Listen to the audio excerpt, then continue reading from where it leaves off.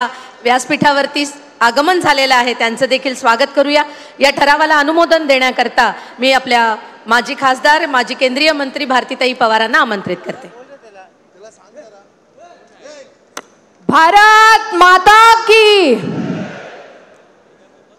आजच्या विजयी महोत्सवासाठी उपस्थित सन्माननीय आपल्या राज्याचे लाडके मुख्यमंत्री देवेंद्रजी फडणवीस, माननीय बावनकुळे साहेब, आत्ताच आपल्यात उपस्थित झालेले आदरणीय ज्येष्ठ नेते माननीय गडकरी साहेब, माननीय पीयूषजी गोयल, माननीय विनोदजी तावडे, माननीय रवींद्रजी चव्हाण, माननीय शिवप्रकाशजी, माननीय चंद्रकांत दादा, माननीय पंकजाताई, माननीय राधाकृष्ण विखे पाटील साहेब, गिरीश भाऊ महाजन, मुरलीधरजी मोहोळ, सुधीर भाऊ मुनगंटीवार, माधुरीताई मिसाळ, माननीय नार्वेकरजी, विक्रांतजी पाटील, माधवीताई, उपस्थित सर्व मान्यवर आणि माझ्या समोर उपस्थित सर्व कार्यकर्ते। सर्वात आधी तर मी माननीय आशिषजी शेलार यांनी जो प्रस्ताव मांडला, हा दिवस आपल्यासाठी ऐतिहासिक आहे। या दिवसाची वाट बघण्यासाठी आपण सगळ्यांनी कष्ट घेतले, मेहनत घेतली आणि त्यासाठी जनतेने जे आशीर्वाद दिले त्या आशीर्वाद रूपी या उत्सवाचा हा दिवस। आणि म्हणून मी म्हणेल की या उत्सवासाठी विशेष करून अभिनंदन करण्यासाठी आपण सगळे उपस्थित आहात।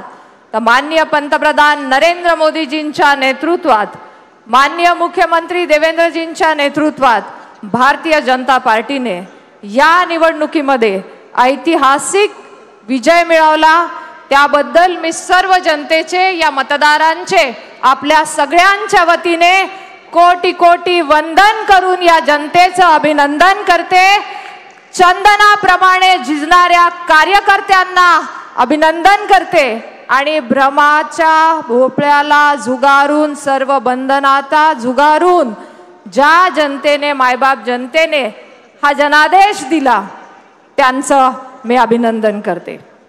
नक्कीच प्रेरणादायी नेतृत्व म्हणून मोदीजी, केंद्रीय गृहमंत्री अमितभाई शहा यांची कुशल रणनीती, भारतीय जनता पक्षाचे राष्ट्रीय अध्यक्ष माननीय नड्डाजी यांनी नेतृत्वाला दिलेलं पाठबळ, माननीय देवेंद्रजी यांचा वज्र निर्धार आणि प्रदेश अध्यक्ष बावनकुळे साहेब यांनी त्यांच्या नेतृत्वात लाखो कार्यकर्त्यांनी जी प्रयत्नांची पराकाष्ठा केली, त्यामुळेच हा विजय शक्य झाला। हा अभूतपूर्व प्रतिसाद आहे आणि नक्कीच जनतेने विकासाला दिलेला हा प्रतिसाद आहे। जनतेला विश्वास आहे की महाराष्ट्राची विकासाची गती अजून पुढे घेऊन जायची आहे आणि वेगवेगळ्या योजनांना, मग शेतकऱ्यांची वीज बिल माफ असो, अटल सेतू असेल, मेट्रो असेल, असे अनेक प्रकल्प, समृद्धी महामार्ग असेल, असे अनेक प्रकल्प ज्याला जनतेने अधोरेखित केलं, जनतेने विश्वास दाखवला। मी सर्व साधू संत, सर्व मान्यवर महानुभावांचे, सर्व पंथाच्या आध्यात्मिक महागुरूंचे सुद्धा कोटी कोटी आम्ही धन्यवाद देतो, कारण त्यांनी सुद्धा या निवडणुकीमध्ये या देशासाठी, या देशाच्या सेवेसाठी आत्मसमर्पण भावनेने यामध्ये आपल्यात एकजुटता निर्माण केली। सामाजिक ऐक्य आणि विकासाची बांधिलकी म्हणून या महायुतीला हा विजय दिला। नक्कीच या विजयाने परत एकदा ज्या कार्याला, ज्या साधनेला, ज्या तपस्येला या देशाच्या सेवेचा संकल्प म्हणून पुढे जनतेपुढे ठेवलेला आहे, त्या मोदीजींच्या नेतृत्वाच्या विश्वासाला जनतेने परत एकदा स्वीकारलं। मला आनंद या गोष्टीचा आहे की सातत्याने महाराष्ट्राला तिसऱ्यांदा जनतेने मोठा विजय प्राप्त करून दिला। 2014, 2019 आणि आता 2024 ला सुद्धा सलग तिसऱ्यांदा जनतेने विश्वास दिला। 2019 ला ज्याप्रमाणे प्रदेश अध्यक्ष महोदयांनी सांगितलं की सत्तेपासून दूर ठेवण्यासाठी षडयंत्र केलं गेलं, परंतु जनतेला हे आवडलं नाही आणि जनतेने दाखवून दिलं की जनता ही महायुती बरोबर आहे, माननीय मोदीजींच्या विकासाबरोबर, माननीय देवेंद्रजींच्या विकासाबरोबर आहे। कार्यकर्त्याने मेहनत घेतली, घरदार सोडून आपण जी मेहनत घेतली त्या कष्टाला आज हे अभिनंदन आहे। भारतीय जनता पार्टीचा हा ऐतिहासिक उत्सव, हा विकासाचा उत्सव, हा सुशासनाचा विजय, हा सामाजिक न्यायाचा विजय, हा आपल्या सगळ्यांमधल्या एकजुटीचा विजय आणि खऱ्या अर्थाने सबका साथ, सबका विकास, सबका विश्वास या विश्वासाचा हा विजय। आणि ज्यांनी खोटं बोलले, ज्यांनी भ्रमित केलं, जनतेने त्यांना हरवलं। जिसने विकास को रोका नहीं मिलेगा उसको मौका, जिसने दिया धोखा उसको नहीं मिलेगा मौका, हे जनतेने मनोमन ठरवलं। आणि म्हणून आमच्या विकसित भारताच्या संकल्पाला मजबूत करण्याच्या दृष्टीने आपल्याला आशीर्वाद दिले। मी कोटी कोटी मतदारांचे, आमच्या युवकांचे, माता भगिनींचे, शेतकरी बांधवांचे सगळ्यांचेच आभार मानते। माननीय प्रदेश अध्यक्षांनी सांगितलं की अहोरात्र कष्ट करून आपण आता पायीक झालोय, आपण जनतेच्या ऋणात आहोत। आणि महाराष्ट्राने अनेक थोर संत महात्मे यांचा आपली पुण्यभूमी म्हणून ओळख देत असताना, छत्रपती शिवाजी महाराजांची भूमी असताना आपल्यालाही जनतेच्या सेवेमध्ये अविरत राहण्यासाठी कायम प्रेरणा दिली आहे। मला आठवतं काही वाचनामध्ये आलं की छत्रपती शिवाजी महाराजांच्या काळात महाराजांची जाणता राजा म्हणून असलेली ओळख ही किती छोट्या आणि छोट्या गोष्टींमधून समोर येते की त्या काळामध्ये जरी टेक्नॉलॉजी नव्हती, फोन नव्हते, परंतु जनतेकडे एखादा निर्णय किंवा एखादा मेसेज द्यायचा तर त्यासाठी ठराविक प्रकारची लाकडं जाळून पांढऱ्या रंगाचा धूर दिला तर तो एक चांगला मेसेज म्हणून जनतेत जायचा, जनतेला कळायचं। जेव्हा तो धूर काळ्या रंगाचा असायचा तेव्हा काहीतरी कुठेतरी संकट आहे का, सतर्क रहा, या बाबतीत तो मेसेज असायचा। बघा आपला जाणता राजा त्या काळात सुद्धा जनतेसाठी किती काळजी घेत होता। जेव्हा आमचं सैन्य किंवा आमची एखादी घोडदौड एखाद्या किल्ल्यावर पोहोचली, दिवस असेल तर तेव्हा आमच्या तोफांमधून ती पद्धतीने त्या मेसेजला दिलं जायचं। पण जर रात्र असेल तर माझ्या राजाने सांगितलं की माझी जनता रात्री झोपलेली असेल, त्यांना त्रास होणार नाही। आणि म्हणून त्या काळामध्ये रात्री सुद्धा त्या गडावर पोहोचल्यावर एक विशिष्ट प्रकारचं गवत जाळलं जायचं, ज्याचा कमी वेळात कमी प्रकाश आणि समोरच्याला तो मेसेज मिळेल।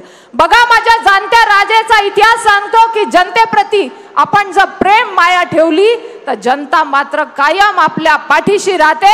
आणि हाच आशीर्वाद घेऊन सलग महाराष्ट्रात तिसऱ्यांदा आपल्याला जनतेने आशीर्वाद दिला, हे तुम्ही आम्ही विसरून चालणार नाही। या निर्णयाने, या विजयाने मागच्या सगळ्या 50 वर्षातले रेकॉर्ड तोडले। सगळ्यात मोठा विजय हा 2024चा विजय आहे। म्हणून मी तुमचं सगळ्या कार्यकर्त्यांचं सुद्धा अभिनंदन करते आणि सगळ्या मान्यवरांना सुद्धा धन्यवाद देते। परत एकदा आपल्याला मोठ्या प्रयत्नांच्या पराकाष्ठाने जनतेची सेवा करण्यासाठी या जाताना इथून संकल्प करून द्यायचा आहे। कारण जनतेने स्थिरतेला निवडलंय, विकासाला निवडलंय आणि महाराष्ट्र हे देशाचं ग्रोथ इंजिन म्हणून ओळखलं जातं। विकसित भारताचा आधार माझा महाराष्ट्र आहे आणि या महाराष्ट्राला दिलेला कौल नक्कीच माझ्या विकसित भारताचा पाया आधारभूत करणारा आहे। महाराष्ट्र हा देशातला 6वा राज्य आहे की ज्याने सलग तिसऱ्यांदा हा विजय संपादित केलाय। सुशासन मॉडेल यासाठी जनतेचा विश्वास यावर आहे। जनतेची एकजूट दिसली, पहिल्यांदा अशी काही सामाजिक एक प्रकारची लोकांमधली बांधिलकी दिसली की एक महामंत्र आपण ऐकला। तो महामंत्र कुठला आहे? एक है तो, जरा जोरात, एक है तो, एक है तो, एक है तो सेफ है। ही जनतेची एकजूट आम्ही पहिल्यांदा बघितली। हा महामंत्र झालाय। आमच्या संविधानाबाबतीत, आरक्षणाबाबतीत खोट्या बातम्या करून भ्रमित करण्याचा प्रयत्न केला, ते सुद्धा जनतेने नाकारलं। आमच्या SC ST आदिवासी दलित या भागामध्ये सुद्धा चुकीच्या पद्धतीने जो प्रचार केला गेला होता त्या प्रत्येक समाजाच्या वर्गाने मात्र यावेळेस भारतीय जनता पार्टीच्या मागे खंबीरपणे उभे राहून महायुतीला आशीर्वाद दिला। महिला सन्मान म्हणून नक्कीच भारतीय जनता पार्टीने ऐतिहासिक अनेक निर्णय घेतले। मी अभिनंदन करते की माझ्या पक्षाने घेतलेल्या निर्णयाला मग आमच्या नारी शक्ती वंदन विधेयकच्या माध्यमातून नारी शक्तीला 33% आरक्षण देण्याचं काम माझ्या सरकारने केलं। मला या गोष्टीचा आनंद आहे। एक महिला म्हणून सातत्याने भाषणं होत गेली महिला सक्षमीकरणावर। मला आनंद या गोष्टीचा आहे की आज आमच्या देशाच्या राष्ट्रपती एक महिला आदिवासी भागातनं ज्या प्रतिनिधित्व करतात त्या होतात महामहिम राष्ट्रपती द्रौपदी मुर्मूजी। नक्कीच मातेचा सन्मान मातृभाषेचा सन्मान देखील तेवढाच महत्त्वाचा आहे आणि म्हणून मराठी भाषेला अभिजात दर्जा देऊन सुद्धा आमच्या मातृभाषेचा सन्मान झालाय, आमच्या संस्कृतीचा सन्मान झालाय, आमच्या इतिहासाचा सन्मान झालाय आणि म्हणून मातृशक्तीला कायम पुढे घेऊन जाणाऱ्या आमच्या शक्तीला लाडक्या बहिणीच्या योजनेतून सुद्धा सरकारने पुढे घेऊन गेले आणि महाराष्ट्रामधली लाडकी बहिणीचे आम्ही नक्कीच सगळ्यांनी अभिनंदन करूया। कारण आमच्या लाडक्या बहिणींनी जो विश्वास दाखवला निवडणुकीपूर्वीच देवेंद्रजी आपल्याशी बोलणं झालं होतं की प्रत्येक बँकांमध्ये गेल्यावर महिलांच्या चेहऱ्यावर आनंद आणि काही महिलांनी तर फोन करून आम्हाला फोन नंबर द्या म्हणून कळवलं। कारण पहिल्यांदा त्यांनी पासबुकवर एवढी मोठी रक्कम त्यांच्या नावावर बघितली। हा आमच्यातला सन्मान केला गेला त्याबद्दल मी आभार मानते।